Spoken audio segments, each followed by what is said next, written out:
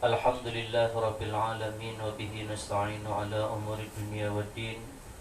Wassalatu wassalamu ala ashrafil anbiya wal mursalin Sayyidil ghurril muhajjalin imamil muttaqin Sayyidina maulana Muhammadin wa ala alihi wa sahbihi ajma'in.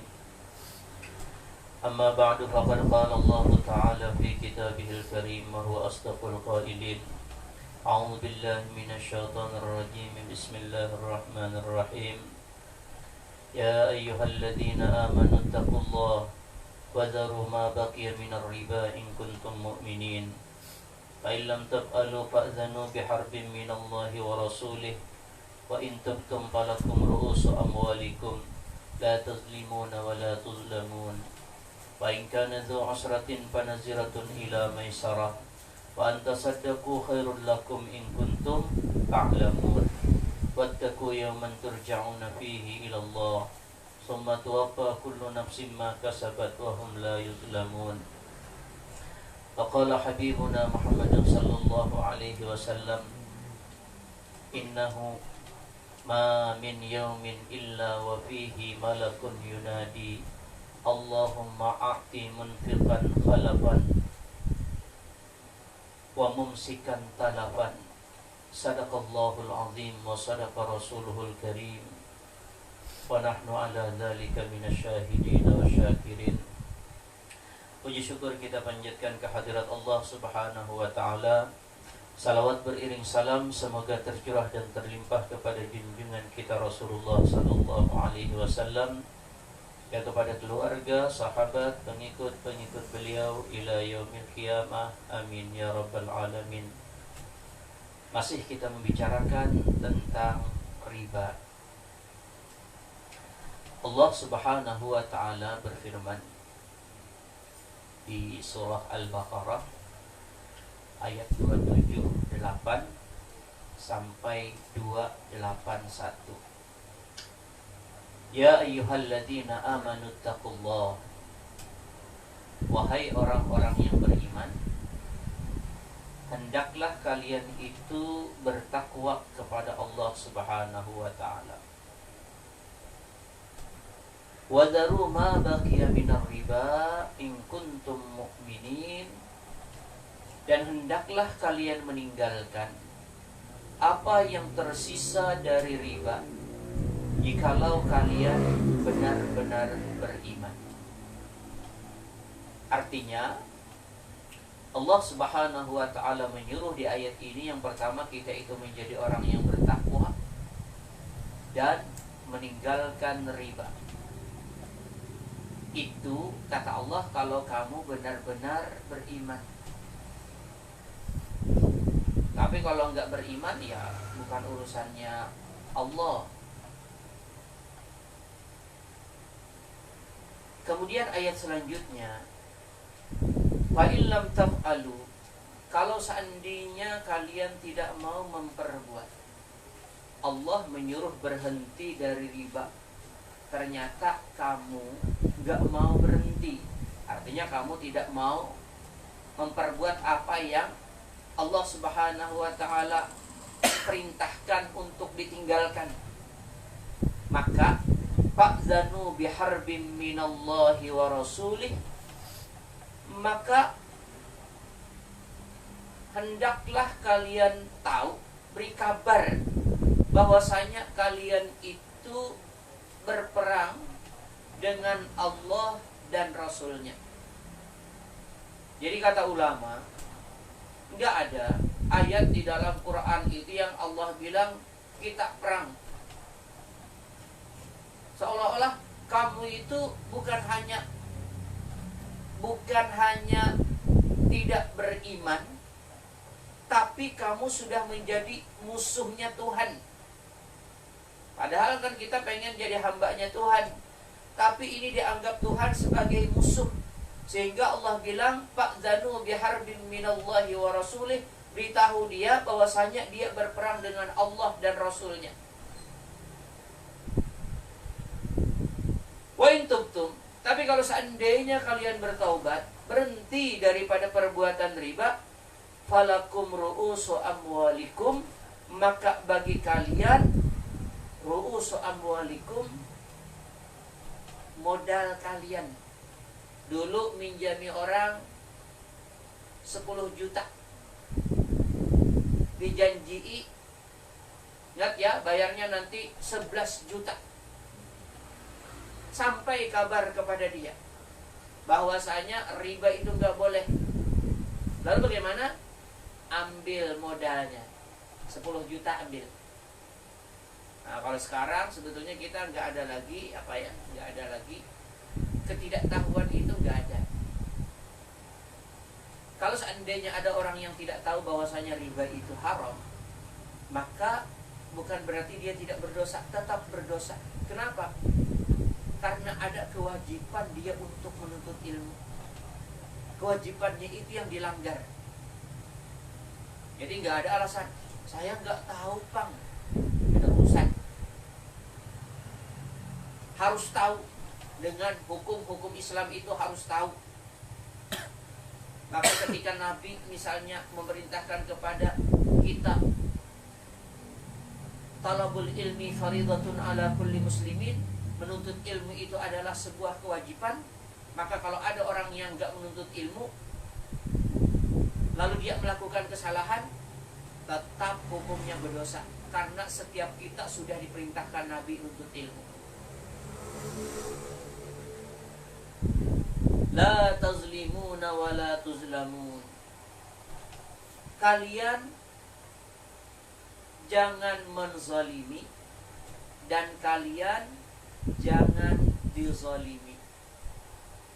Ini ayat, kalau kita ambil sedikitnya saja ya, yang la tazlimuna wa la tuzlamun, kalian jangan menzalimi orang dan kalian juga jangan dizalimi oleh orang. Ini yang pendek ini, inilah sebetulnya asas fondasi Islam itu. Islam itu prinsipnya ini, jangan menzalimi orang, jangan juga dizalimi orang. Itu prinsipnya. Kalau dari segi hadis, la darara wa la dirara. Jangan memudaratkan orang, tapi jangan juga kamu dimudaratkan oleh orang lain. Itu prinsipnya. Maka sebetulnya kalau hendak secara ringkas saja, secara ringkas kira-kira mana garam aturan Islam? Ini yang kita perbuat ini akibatnya menyusahkan orang lain atau menyusahkan kita. Kalau menyusahkan orang lain atau menyusahkan kita, maka itu tidak boleh. Itu aja. Gampang. Terus secara ringkasnya seperti itu. Bah, riba itu tidak menyusahkan, menguntungkan. Siapa bilang menguntungkan? Itu merugikan orang yang terhutang. Orang yang terhutang itu ada berduit, bayar aja belum tentu bisa, apalagi berbunga. Memudaratkan tidak? Memudaratkan. Maka ketika memudaratakan, itu berarti nggak boleh. Itu menzalimi orang. Itu aja ringkasnya. Bagaimana kalau minjami orang? Minjami orang 10 juta, diam aja. Ternyata orang bayar 15 juta, 5 juta, 50%. Tapi karena dia yang memberi, berarti dia tidak merasa beban. Kalau kita dari awal menjanji harus bayar 11 juta, itu sudah memudaratkan dia. Tapi kalau dia dengan lapangnya memberikan kita bukan 1 juta tapi 5 juta, haram nggak? Enggak haram. Karena prinsipnya kita tidak menzalimi dia. Dia dengan senang hati. Maka itu aja sebetulnya ukurannya. Di semua hal. Jadi kalau hendak menarik Islam itu yang paling gampang, boleh atau tidaknya apa yang kita lakukan, maka la tazlimuna wa la tuzlamun, itu aja. Jangan menzalimi orang, jangan juga itu menzalimi diri kamu. Kalau menzalimi diri kamu tuh begini, sini nak aku pinjam utang lo nih kamu, kayaknya aku beri, kayak pasti ya banyak duit, nggak berani-berani kena aku beri. Itu menzalimi diri sendiri namanya. Pasti garang kamu untung. Kada usah berjanji, Mun merasa untung gara-gara orang ngutangi, beri aja langsung. Jangan dari awal. Ini kada yang mau hutangi kada. Nih gue pinjami. Ini kada kayak ini. Datang. Pinjam duit bang. Pokoknya tenang aja. Ikam 10% sebulan. Yang 10 juta berarti 11 juta ya. Yang mau ucap itu yang berutang. Itu namanya menzalimi diri sendiri. Orang jangan berjanji-janji pinjam. Kalau memang ada kelapangan dengan kita minjam duit orang, sudah, kasih aja imbalan. Itu dengan hati yang lapang. Maka ini aturan Islam itu gampang. Semua hal sebetulnya. Kebun orang dihancuri boleh nggak? Nggak boleh. Orang capek-capek, berarti kita menzalim orang lain.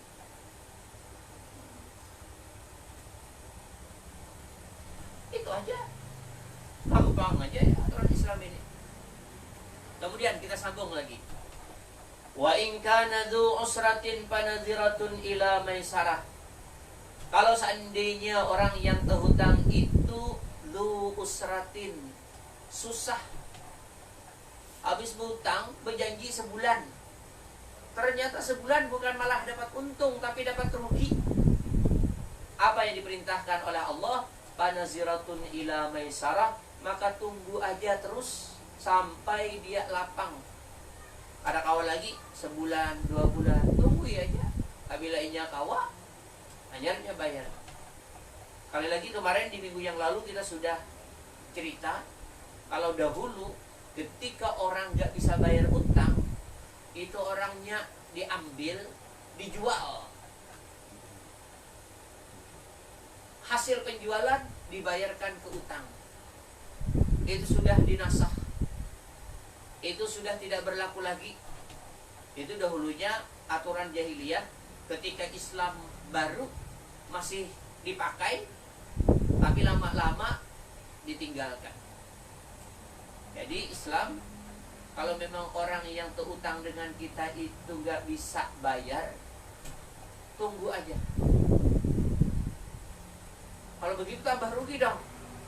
Mungkin dari segi duniawi tambah rugi. Tapi sebetulnya semakin kita memberi tempo, itu seolah-olah tiap hari kita memberi utang kepada dia.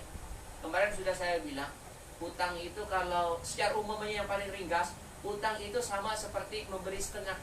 Tapi kalau utangnya yang benar-benar darurat itu bahkan lebih besar pahalanya dari sedekah. Kemarin sudah kita ceritakan, pahala sedekah 10, pahala ngutangi orang 18.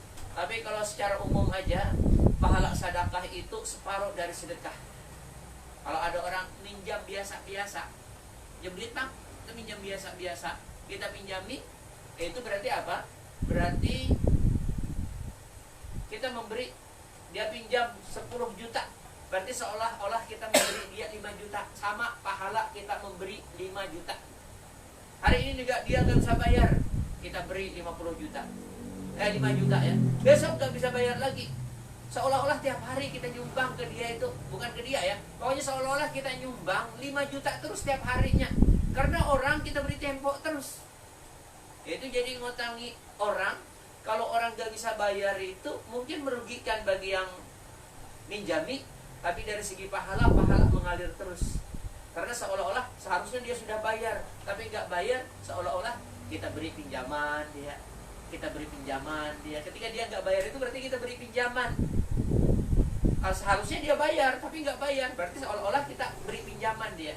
Maka setiap hari dapat berapa tadi? Setengah dari, seolah-olah kalau bersedekah seperti itu. Wa antasaddaqu khairun lakum. Bahkan kalau seandainya kalian mau mensedekahkan, maka itu lebih baik lagi. Kalau beri tempo itu masih bayar, tapi masih memudahkan kepada orang yang dipinjami. Tapi kalau kamu bilang begini, ya sudah, gak usah bayar, gue ikhlaskan aja, itu lebih baik. Tapi kadang-kadang ada yang dimanfaatkan. Saya mau cerita aja. Ada orang mau beli motor, pinjam uang ke saya. Kawan-kawan kita juga pinjam ke guru katanya. Datang dia pinjam ke saya. Ringkas cerita, saya pinjami. Lama betul. Bayar, tapi ketika sudah kurang-kurang lebih mungkin 1,5 juta lagi sisanya, karena kelamaan, saya bilang sudah, nggak usah bayar aja, nggak usah bayar. Ringkas cerita, nggak bayar. Rupanya nyanyat, mau pinjam lagi. Mana mau aku pinjamin? Yang dulu sebetulnya kalau seandainya dia mau bayar, dia bisa sebetulnya, karena kerjanya di perusahaan, lama kerja di perusahaan. Seharusnya kalau dia mau bayar, bayar, tapi dia nggak mau bayar waktu itu. Jadi karena saya pikir-pikir daripada jadi pikiran, sudah. Habis itu perusahaan kan tahu ya, kadang-kadang diberhentikan gitu ya. Ketika diberhentikan baru 1 bulan diberhentikan, sudah mau pinjam duit lagi, nggak mau saya pinjamin. Nanti bikin pusing aja. Nah, jadi jangan juga diambil kesempatan ketika orang berbuat baik ke, ya. Sebetulnya hukum menghutangi orang, kalau kita belajar di bab fikih dulu, ngutangi orang itu ada hukumnya sunnah.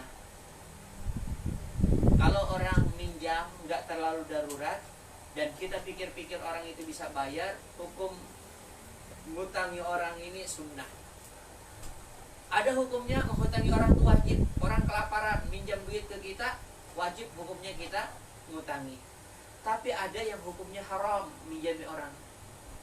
Kalau ini orang dipastikan nggak bisa bayar, gak usah diutangi. Itu sudah dari awal, ini bila hutang pasti udah bayar, gak usah diutangi lagi. Datang ke warung situ, ini udah 3 kali ini hutang nih. Bos, hutang bang, juta, insya Allah.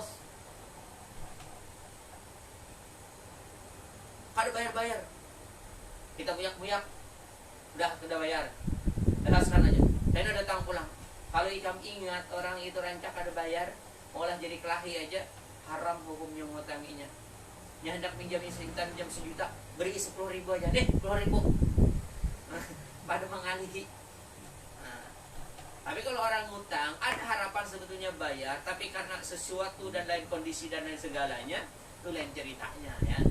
Ya kan ada orang yang memang dasar mudanya kayak hendak mengutangi orang, kada hendak menipu orang. Hutang tuh hendak menipu orang. Ada. Tuh kadang-kadang kita kawan dan membaca. Nih sekali, 2 kali, ketahuan aja. Orang hidup nih itu aja. Nah, jadi, tapi sebetulnya itu risikonya besar. Yang nipu orang itu besar. Ada hadis Nabi, hendaklah kamu, kata Rasulullah SAW,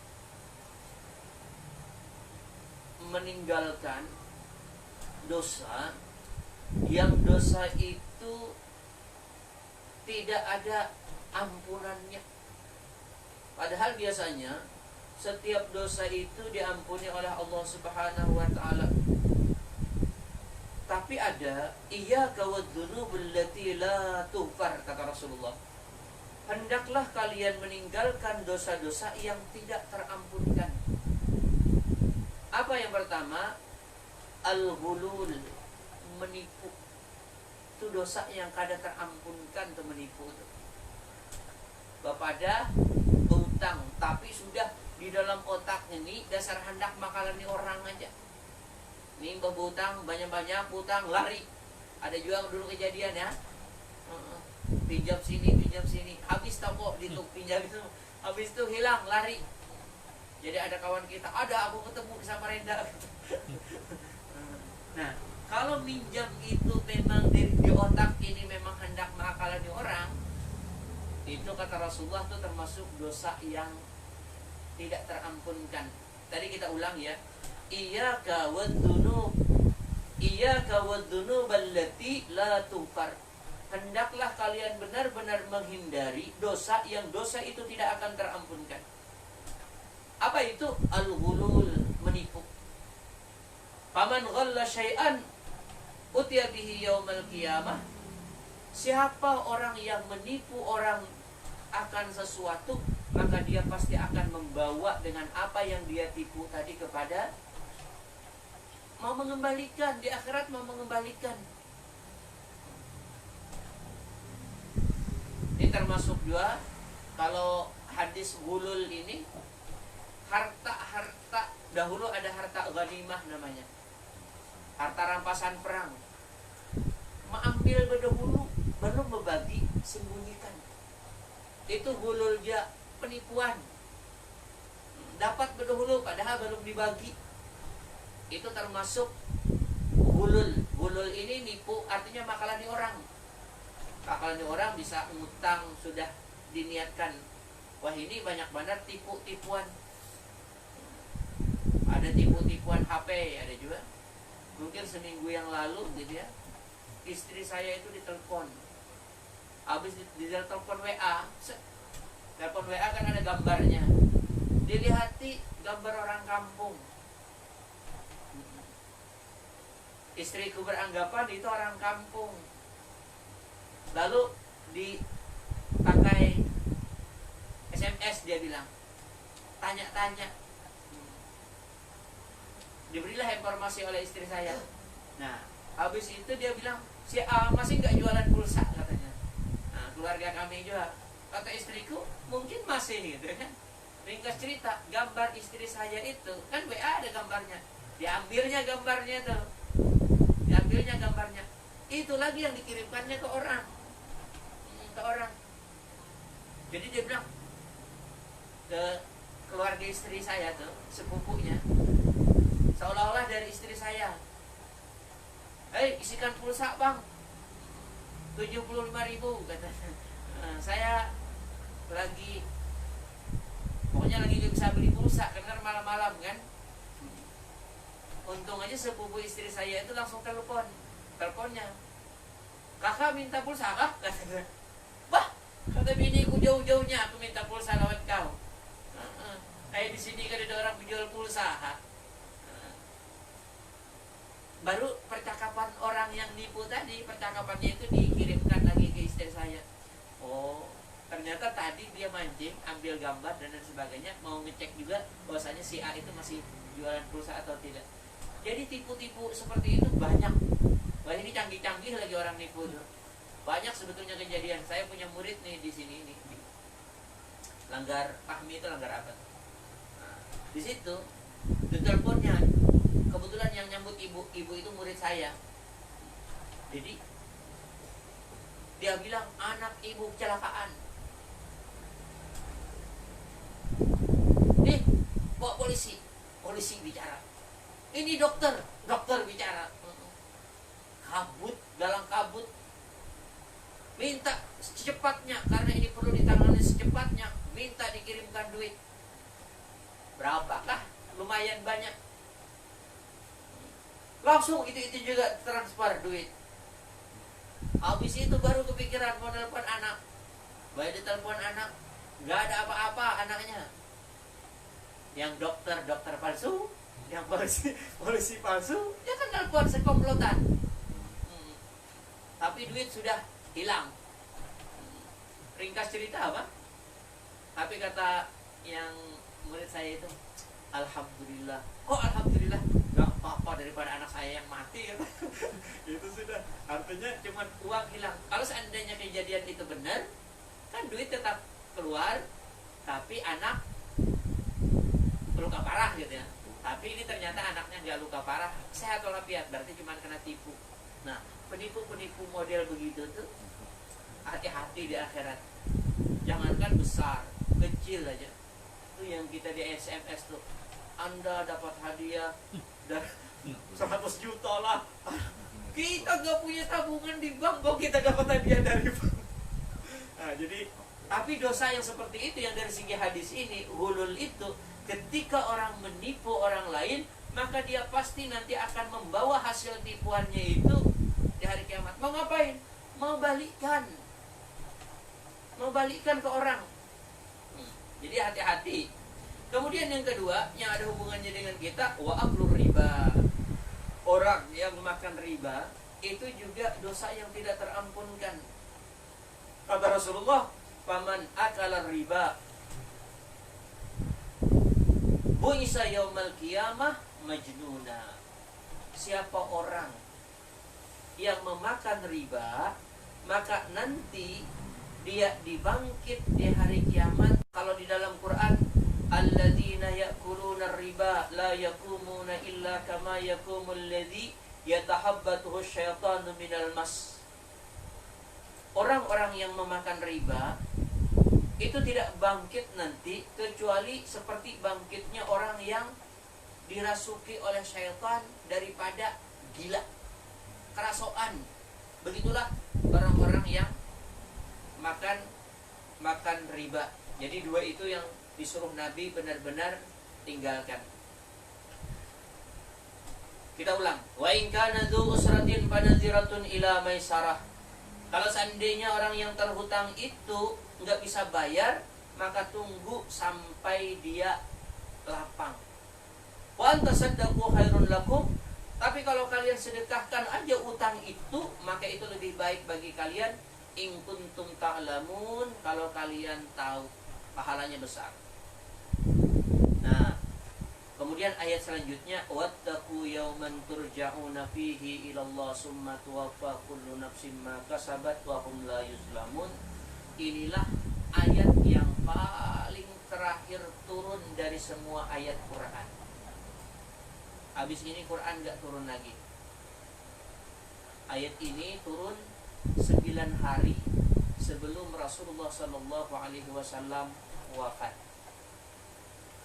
Jadi ayat terakhir itu bukan al-yawma akmaltu lakum dinakum wa atmamtu alaikum ni'mati wa raditu lakumul islam madinah, bukan.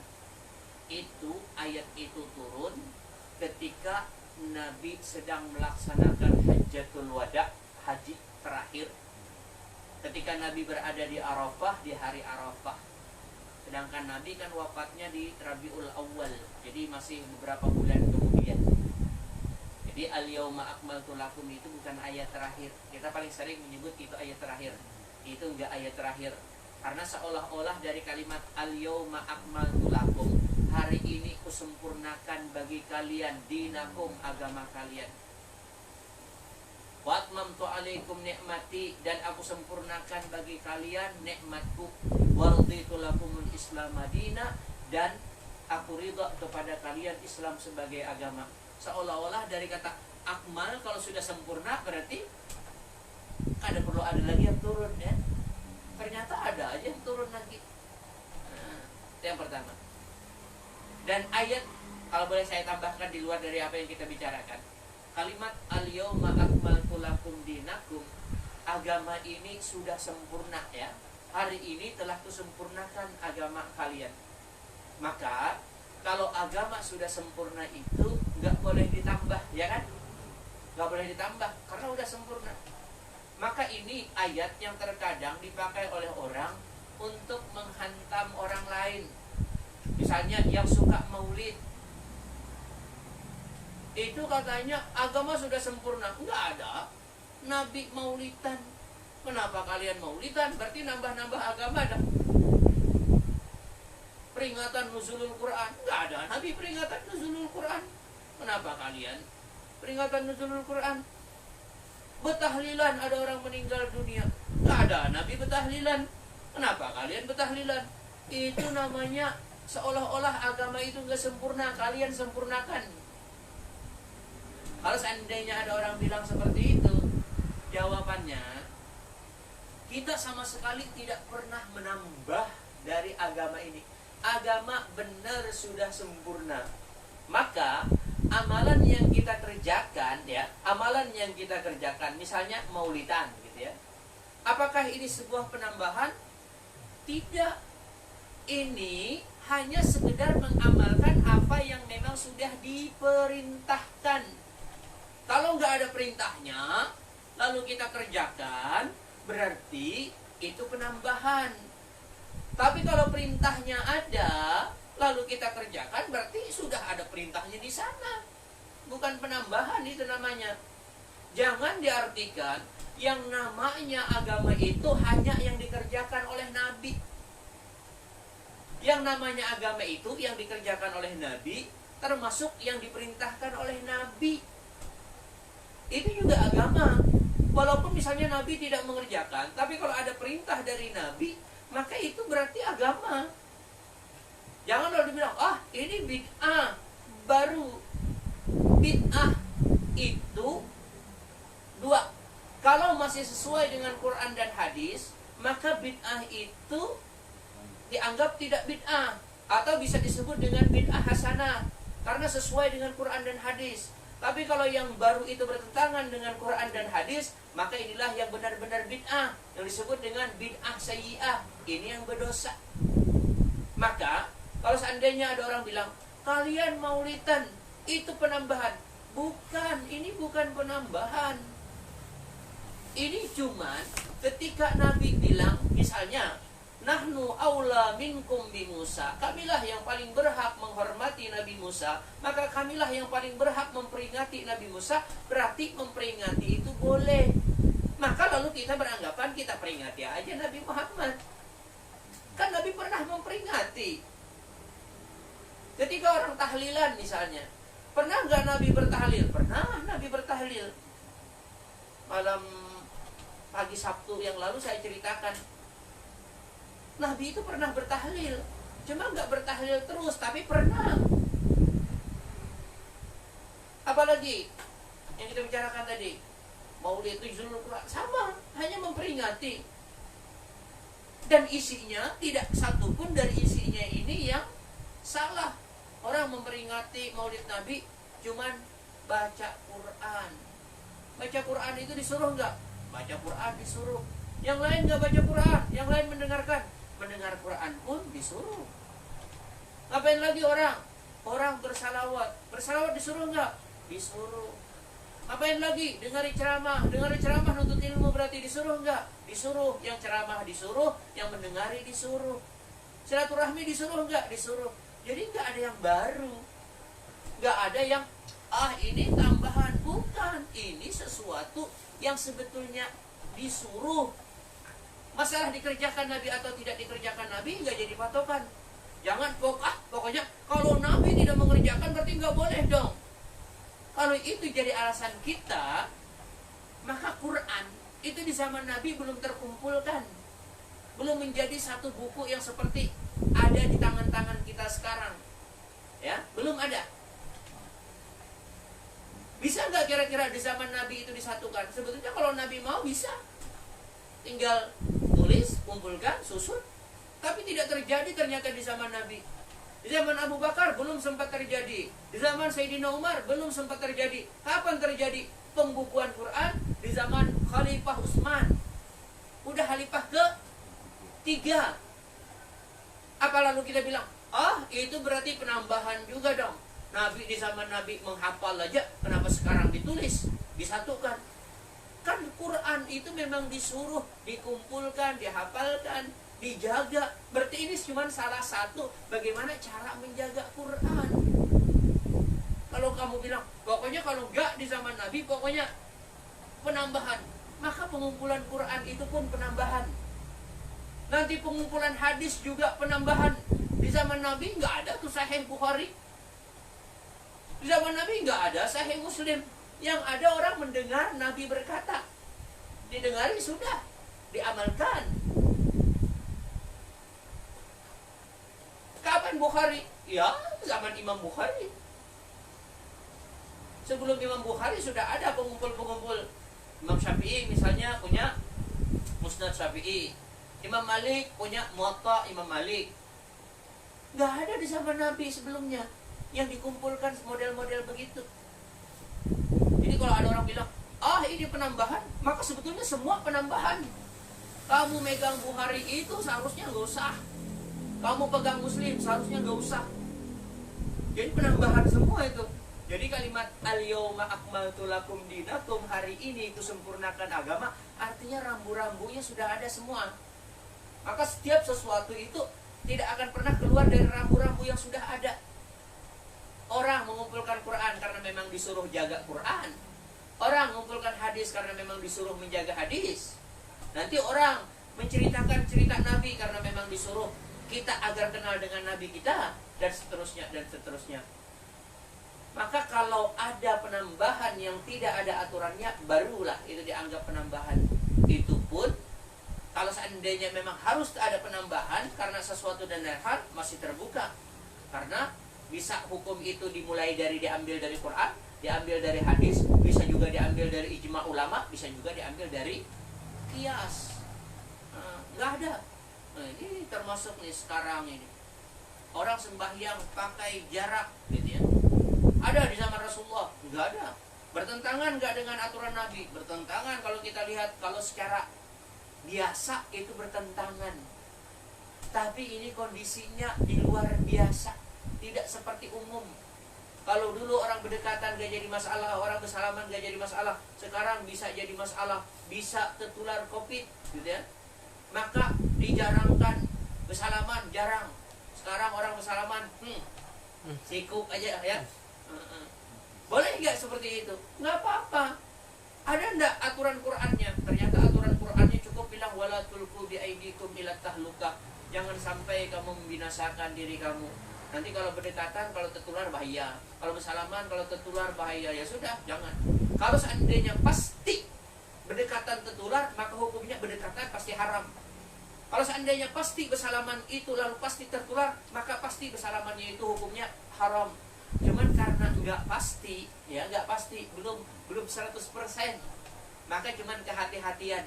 Maka kalau cuman kehati-hatian itu ya silakan. Ada yang saking hati-hatinya, saking anunya. Ada yang kurang hati-hatinya, nggak apa-apa juga karena belum pasti. Seandainya pasti bersalaman pasti tertular, maka hukum bersalaman langsung otomatis jadi haram.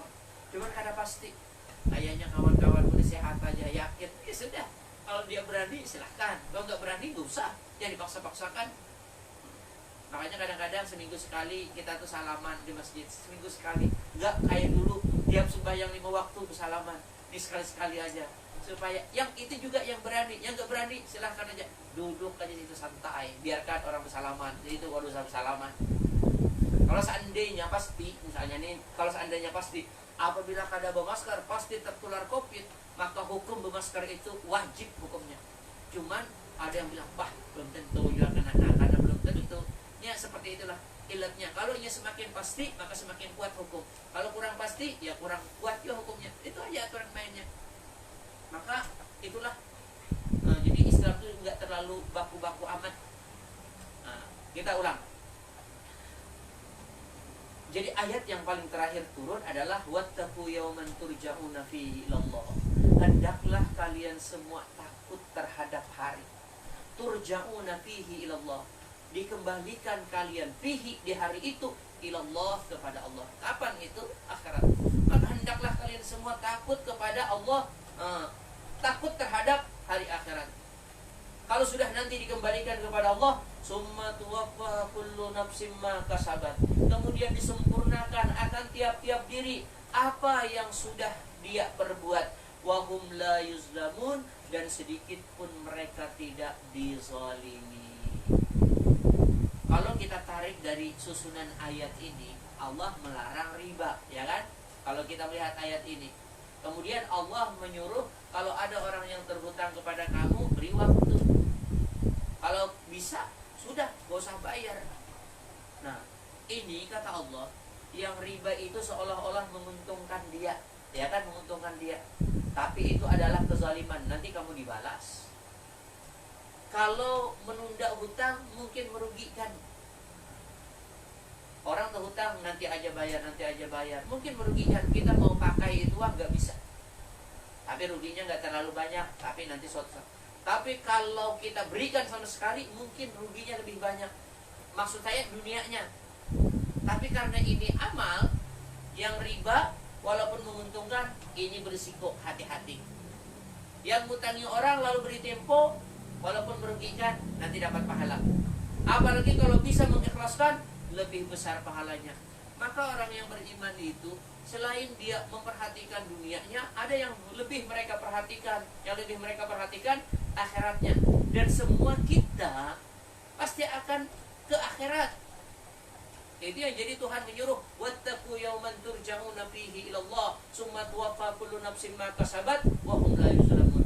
Ketika Allah menjanjikan apapun yang kalian perbuat maka akan dibalas, orang akan takut melakukan keburukan, baik itu menguntungkan dia atau tidak menguntungkan dia. Baik keburukan itu diketahui oleh orang lain atau tidak diketahui, karena Tuhan tahu. Itu yang menyebabkan mereka takut. Begitu juga ketika orang yakin bahwasanya mereka akan dibalas, dia akan sungguh-sungguh dalam melaksanakan ketaatan. Kenapa? Karena ketaatan ini akan ada imbalannya, baik diketahui orang atau tidak diketahui orang. Tetap mereka akan mau memperbuat.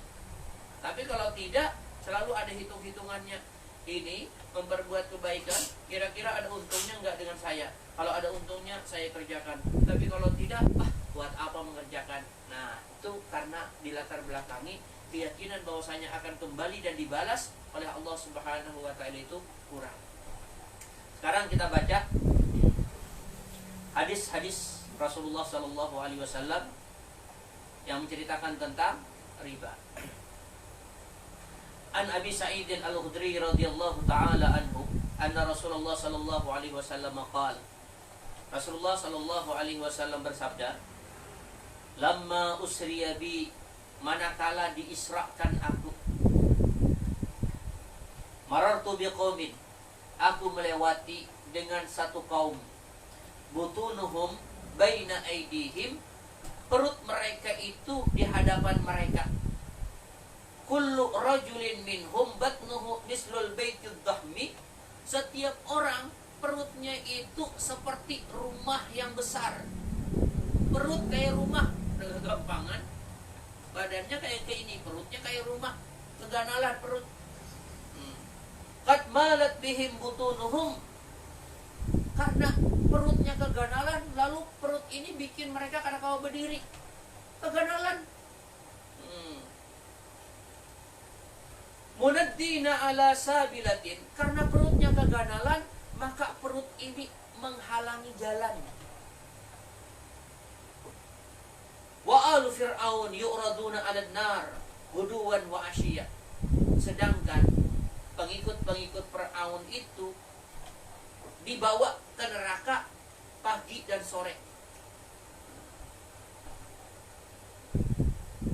Ayaqbaluna mislal ibil al-munhazimah la yasma'una wa la ya'qilun, dan mereka digiring seolah-olah mereka itu onta yang berbunyi, tapi mereka onta itu tidak mendengar dan tidak berakal.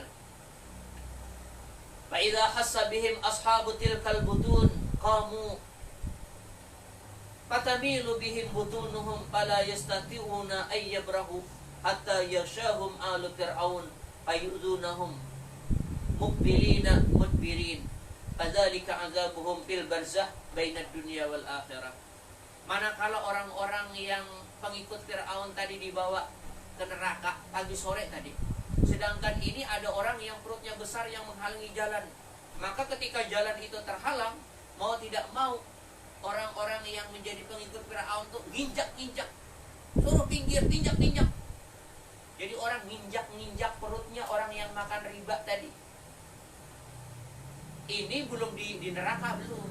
Ini masih di padang mahsyar. Maka itulah siksaan yang sudah Tuhan berikan kepada orang yang makan riba.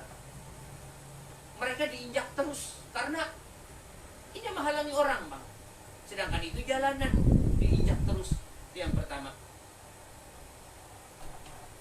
Fakultu man haula ya Jibril. Lalu aku tanya, siapa orang yang perutnya besar, yang selalu diinjak-injak? Qala haula alladziina ya'kuluna riba. Itulah orang-orang yang memakan riba. Hadis pertama. Hadis kedua. Lamma urija bi sami'tu bis sama'is sabi'ah fawqa ra'si ragdan wa sawa'iqa. Manakala aku dimi'rajkan, aku mendengar di langit ketujuh suara seperti suara petir. Waraitu rijalan butunuhum baina aidihim kal buyut. Aku melihat orang-orang yang perutnya itu seperti rumah. Fiha hayatun. Kalau tadi diinjak-injak, ini lain lagi. Fiha hayatun. Di perut itu banyak ular. Wa aqarib, banyak kalajengking. Tura min zahiri butunihim, itu kelihatan dari luar. Perutnya ganal, isinya perutnya kayak rumah tadi, ular dan kalajengking. Fakultu man haula ya Jibril, kutanya siapa mereka hai Jibril. Faqal, lalu Jibril berkata, haula akalatur riba, mereka itulah orang-orang yang memakan riba. Jadi riba ini sekali lagi walaupun kelihatannya menguntungkan betul, tapi sebetulnya membahayakan luar biasa. Sekali lagi tidak ada ayat di dalam Quran yang mengatakan fa'danu biharbin minallahi wa rasulih kecuali riba. Hukumannya tadi seperti itu. Maka sebetulnya kalau kita tahu bahwasanya kebaikan dan keburukan itu pasti dibalas, belajarlah berbaik-baik. Sebetulnya berbaik-baik itu bukan hanya di akhirat kita itu dibalas, tapi di dunia juga dibalas oleh Allah Subhanahu wa taala. Ada hadis ini diriwayatkan oleh Imam Bukhari, Imam Muslim, Imam Ahmad di dalam musnadnya. Berarti hadis ini sahih. Kata Rasulullah, ma min yaumin, tidak satu hari pun, illa wa fihi malakun yunadi, kecuali setiap hari itu ada malaikat yang berteriak. Munadi itu memanggil, kalau memanggil orang jauh pakai suara keras, makanya diartikan berteriak. Tidak ada hari dari hari-hari yang muncul kecuali setiap hari itu juga ada malaikat yang berteriak. Apa teriakan malaikat? Malaikat ini berteriak karena perintah Tuhan, sebetulnya untuk disampaikan ke kita biar kita yakin. Tapi teriakan malaikat ini sekaligus doa yang disuruh oleh Tuhan seorang. Berarti pasti dikabulkan Tuhan ya. Nah, apa doanya malaikat? Allahumma a'ti munsikan khalafa.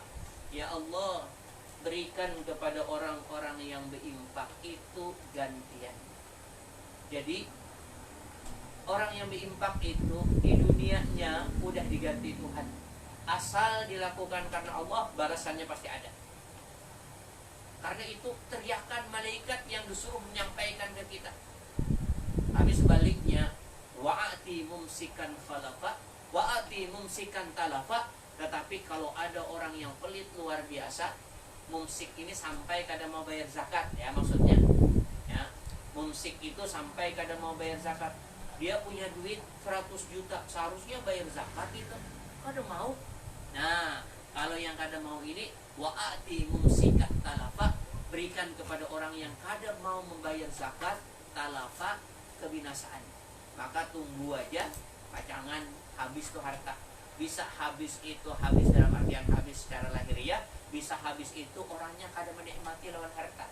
Duitnya banyak aja pang tarus, cuma kayaknya kayak kada baduit aja tarus. Sibuk itu bukan berkurang tapi bertambah. Jangan lupa ya, harta yang ada pada kita itu bisa jadi nikmat, tapi bisa juga jadi bala bagi istidrat. Mana buktinya? Kata Quran di dalam Quran, fala tu'jibka amwaluhum wala auladuhum. Jangan pernah engkau merasa heran, merasa hebat, merasa untungnya orang-orang yang fala tu'jibka amwaluhum wala auladuhum. Jangan pernah engkau merasa ajaib dengan banyaknya harta mereka, dengan banyaknya keluarga mereka. Kenapa? Innama yuridullahu liyu'adzibahum biha fil hayatid dunya. Ternyata ada orang yang Allah ingin menyiksa mereka dengan hartanya. Harta itu ternyata bukan menyenangkan, tetapi membuat mereka menderita. Punya harta, tambah ke sini, ini pulang diurusi, tambah ke sini, urusi pulang, tambah di sini, urusi terus harta. Sehingga kada sampat menikmati harta. Banyak, bujur banyak, tapi kada sawat juga. Kadang kada kawa kuring. Rumah bagus, sarang burung sudah ada penjaganya, udah nyewa orang, tetap dia kontrol. Jangan-jangan penjaganya ini yang makalani aku, ujung-ujungnya guring di sarang burung. Nah, itu diakalani. Kenapa seperti itu? Tadi Tuhan hendak menyiksa mereka.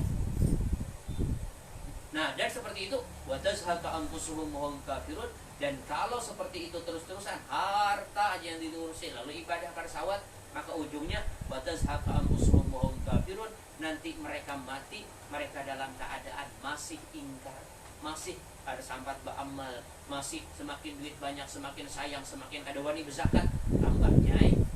Nah, jadi ringkasnya di ayat yang terakhir tadi, ketika kita hidup, kita yakin betul bahwasanya kita akan mati dan kembali kepada Allah dan Allah akan balas.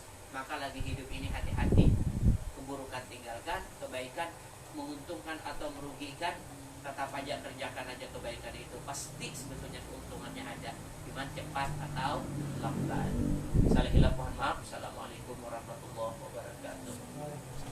Al-Fatihah. A'udzubillahi minasyaitonir rajim. Bismillahirrahmanirrahim.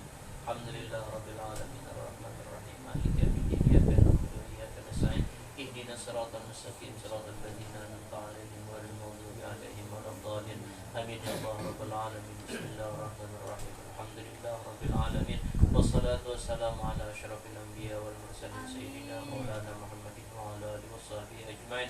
Allahumma inna nas'aluka fahman nabiyyin wa hifzal mursalin. Allahumma awlina bil 'ilmi wa zina bil halmi wa akrimna bit taqwa wa jamilna bil 'afiyah. Allahumma arzuqna al ikhlas bi talabil 'ilmi wa nashra bi jami' ta'ati rahmatika ya arhamar rahimin. Rabbana atina fid dunya hasanah wa fil akhirati hasanah wa qina adzabannar. Wa sallallahu ala sayyidina Muhammadin nabiyil ummi wa ala alihi wasallam. Alhamdulillah.